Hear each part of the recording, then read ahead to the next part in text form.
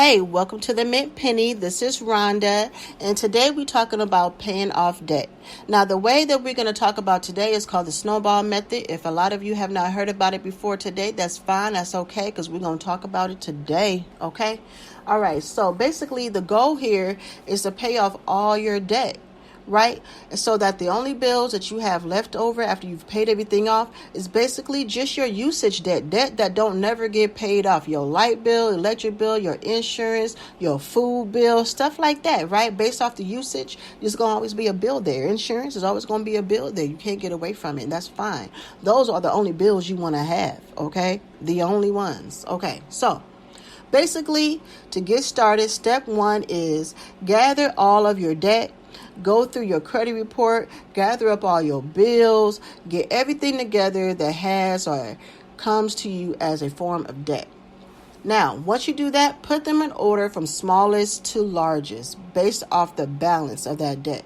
And then you're going to record what your monthly payment is on all of the ones that you do actually pay. Because let's just be honest here. We ain't paying all our bills. That's why we're in this situation right now. That's why you got stuff on your credit report. But we want to take an account what you are paying and put them in order. That's the order you're going to pay them off in. No, it's not.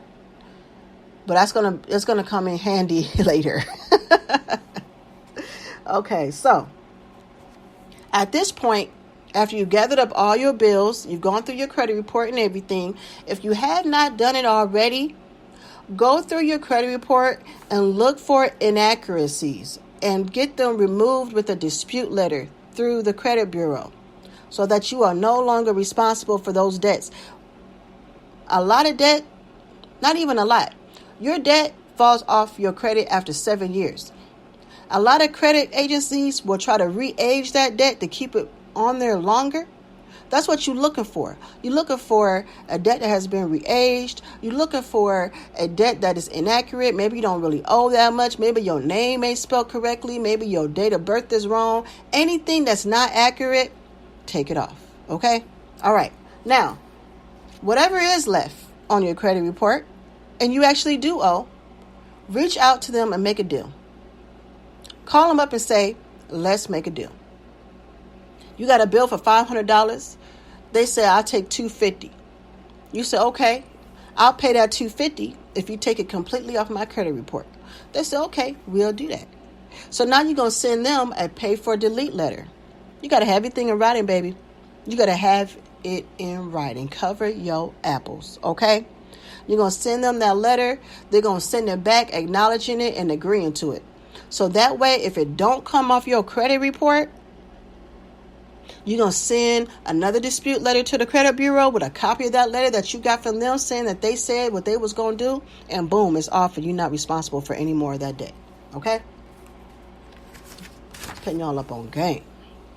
All right. Now, while continuing to pay these bills, pay off the debt with the smallest balance first. That's the whole point of snowball. When you make a snowball, you start with a small piece of snow. And then you add more snow. Then you add more snow. And now you got a snowman. Or something to hit somebody in the face with. Whatever floats your boat. Once that one is paid off, you're going to add that amount to the monthly payment to the next amount you're paying.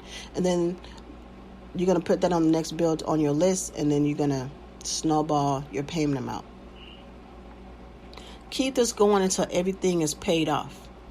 You should be making the minimum payments on all your debt. Do not pay anything extra on anything else. That defeats the purpose. If you can afford to put some extra on something else, put it towards this bill you're working on right now. If you are already paying something extra on something else, stop doing it. Take that extra money that you put in towards your mortgage or your whatever and put it on this bill we're working on right now. We're trying to pay this bill off fast, quick, and in a hurry, okay? Don't worry about the interest right now. We're going to get into that later, okay? But you should already know what your interest is. You signed up for that. You knew you was going to be paying interest and you agreed to it, so don't worry about it. Now, if you have two or more debts with the same balance on them, then you're going to decide which one to pay by going with the one with the highest interest. So let's say you got two bills for $500. One of them got a 2.5 APR on it, annual percentage rate. And the second one got a 5% APR on it. You're going to pay the one with the higher interest rate first, and then pay the one with the lower interest rate. So you're saving money, right? I mean, come on, let's be smart here. Okay, so basically, for this whole thing to be effective, you got to start out on your first bill on your list by paying more than your minimum payment. So if your first bill is $50 a month, go through your income and your responsibilities and decide how much extra can you put towards it.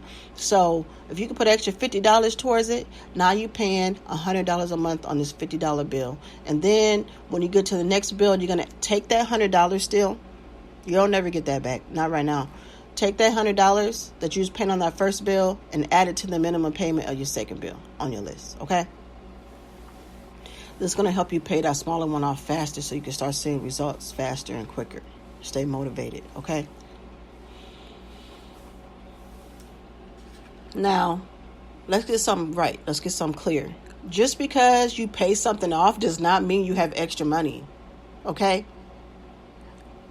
You're going to take that money that you have, that you were paid on that first bill that's now paid off, that $100, and you're going to add $100 to your next bill. You do not have extra money. I don't care what's going on in your life. Get you a second job or a hustle or something, but you cannot spend that money on nothing else but bills. Now, be careful though, because some companies are sneaky. They will apply the extra amount you're paying every month to your next payment, and you will never pay that stuff off early. So what you want to do is contact them and tell them that this extra money that you're paying is to go towards your principal. Do not let them slide. Check your principal, check your statement, check your bills, call them on the phone every month if you have to. You got to stay on top of them. This is your life. This is your livelihood. This ain't their life. This is their job. Half of them probably don't even want to be there. Half of them ain't even got their own money in order. Okay? So don't worry about them, what they think and what they might, whatever attitude they give you, whatever. This is your life. Fix it. Okay? Now, the reason we want this to go towards the principal is because the lower your principal, the lower your interest responsibility is. Your interest is a percentage of your principal. So basically, if you have a $500 bill and you're paying 10% interest, that's $50 a month that you accrue. If you bring that $500 principal down to $400, 10% of that is only $40. And so on and so on. Y'all get it? Okay. So basically, why is the snowball method the best? Well, basically, it's the best because it allows you to see immediate results.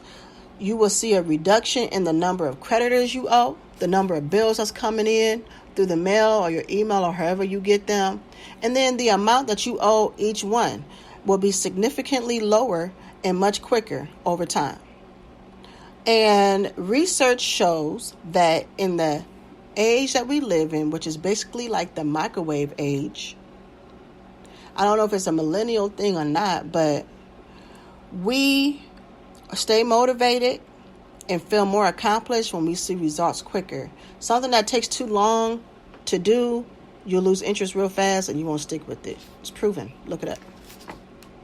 Okay, so it's important that you're current on everything.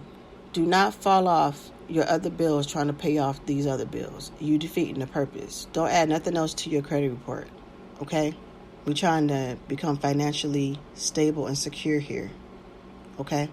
So let's do a little example real quick so you guys can kind of get a better picture of what I'm talking about.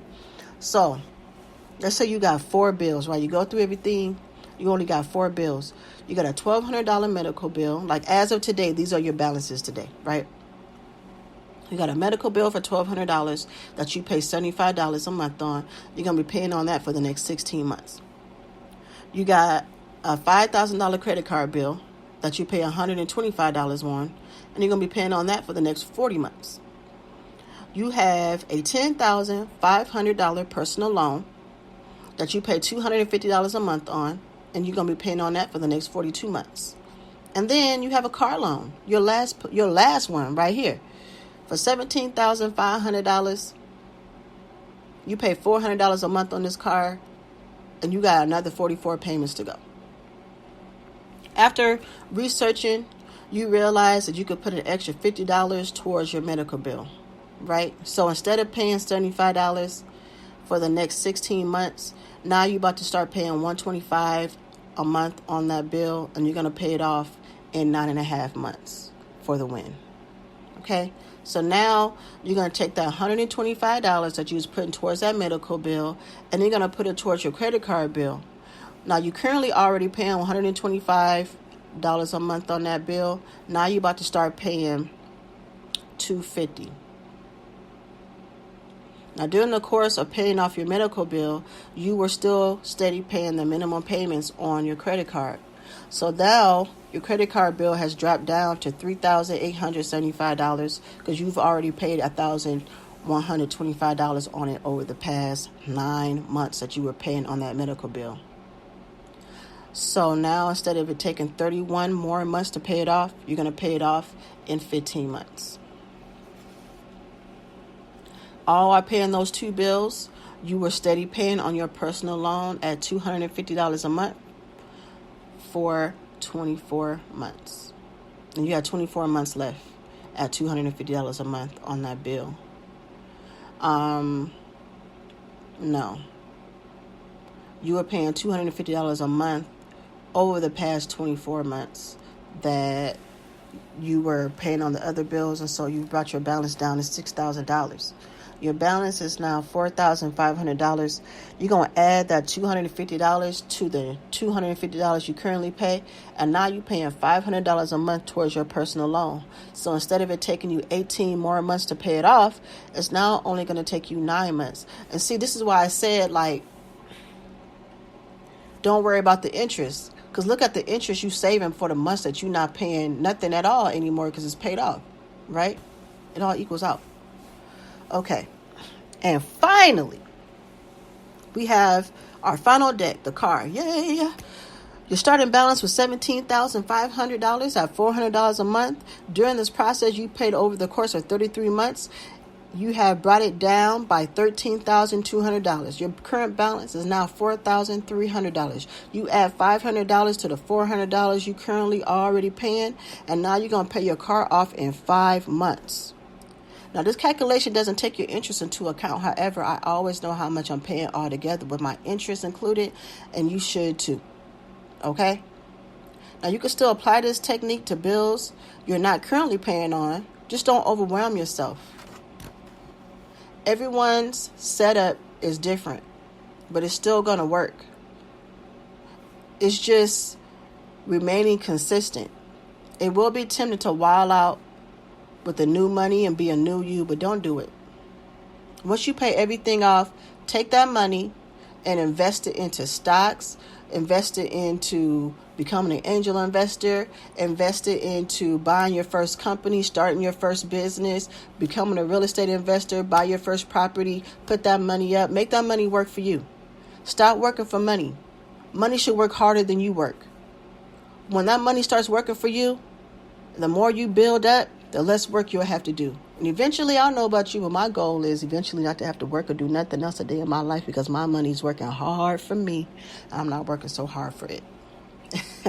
All right, you guys. So if you have any questions, comments, concerns, or anything like that, please feel free to leave a comment below or send me an email. Don't forget to follow, share, and subscribe to my podcast. And I will be in touch, and I will keep you guys current on what to do at the mint penny. Thanks, you guys. Have a great day. I'm out.